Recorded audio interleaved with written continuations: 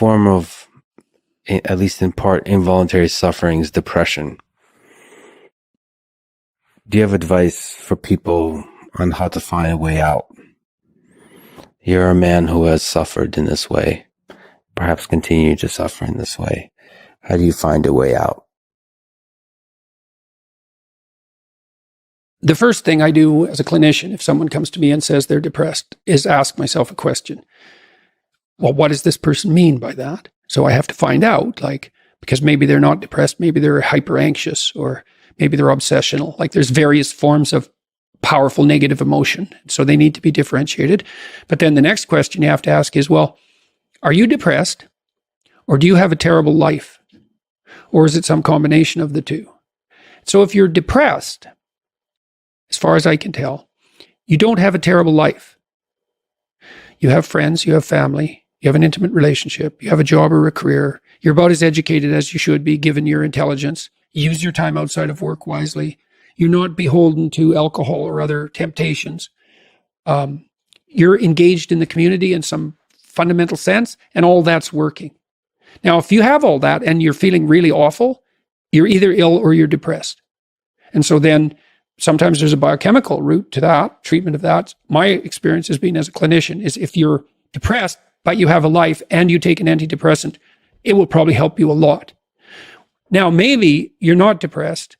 Exactly. You just have a terrible life. What does that look like? You have no relationship. Your family's a mess. You've got no friends. You've got no plan. You've got no job. You use your time outside of work, not only badly, but destructively. You have a drug or alcohol habit or some other vice, pornography addiction. You are completely unengaged in the surrounding community.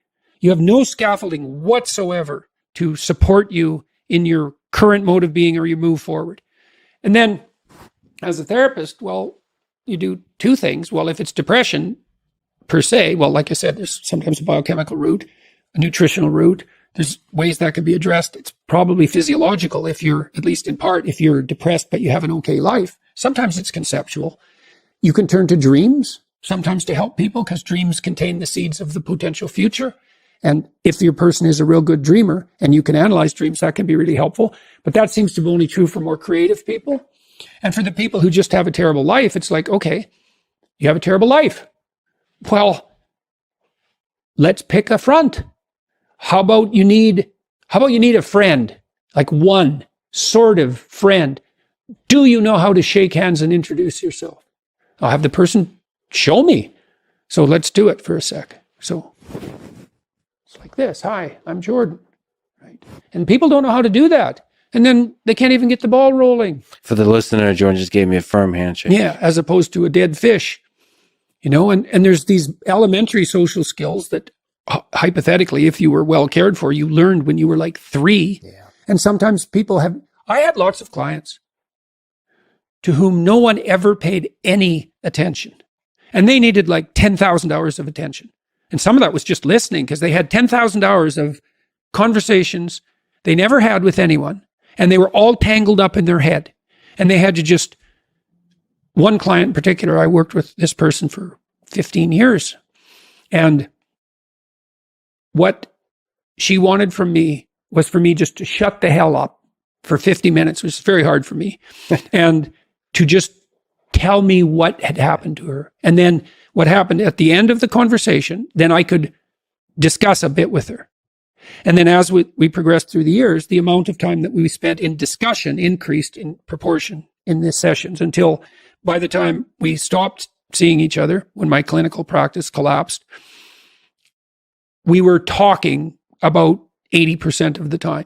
But she'd never been attended to properly, ever. And so she was an uncarved block in the Taoist sense, right? She hadn't been subjected to those flaming swords that separated the wheat from the chaff. And so you can do that in therapy. If you're listening and you're depressed, I would say, if you can't find a therapist, and that's getting harder and harder, because it's actually become illegal to be a therapist now, because you have to agree with your clients, which is a terrible thing to do with them. Just like it's terrible just to arbitrarily oppose them. You could do the self-authoring program online, because it helps you write an autobiography. And so if you have memories that are more than 18 months old that bother you when you think them up, part of you is locked inside that. An undeveloped part of you is still trapped in that. That's a metaphorical way of thinking about it. That's why it still has emotional significance. So you can write about your past experiences, but I would say wait for at least 18 months if something bad has happened to you, because otherwise you just hurt yourself again by encountering it. You can bring yourself up to date with an autobiography. There's an analysis of faults and virtues. That's the present authoring. And then there's a guided writing exercise that helps you make a future plan. That's young men who do that, could go to college. Young men who do that, 90 minutes, just the future authoring, 90 minutes. They're 50% less likely to drop out. That's all it takes.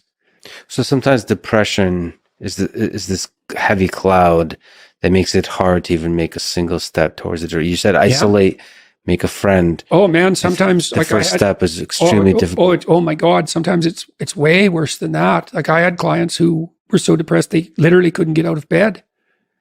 So what's their first step? It's like, can you sit up once today? No. Can you prop yourself up on your elbows once today? Like you scale back the dragon till you find one that's conquerable, that moves you forward. There's a rubric for life. Scale back the dragons till you find one conquerable, and it'll give you a little bit of gold, commensurate with the struggle. But the plus side of that, because you think that, God, that's depressing. You mean I have to start by sitting up? Well, you do if you can't sit up. But the plus side of that is it's the Pareto distribution issue, is that aggregates exponentially increase. And failures do too, by the way, but aggregates exponentially increase. So once you start the ball rolling, it can get zipping along pretty good. This person that I talked about was incapable of sitting with me in a cafe when we first met, just talking, even though I was her therapist. But by the end, she was doing stand-up comedy. So, it took years, but still, most people won't do stand-up comedy. That's quite the bloody achievement. She would read her poetry on stage too. So for someone who was petrified into paralysis by social anxiety and who had to start very small, it was a hell of an accomplishment.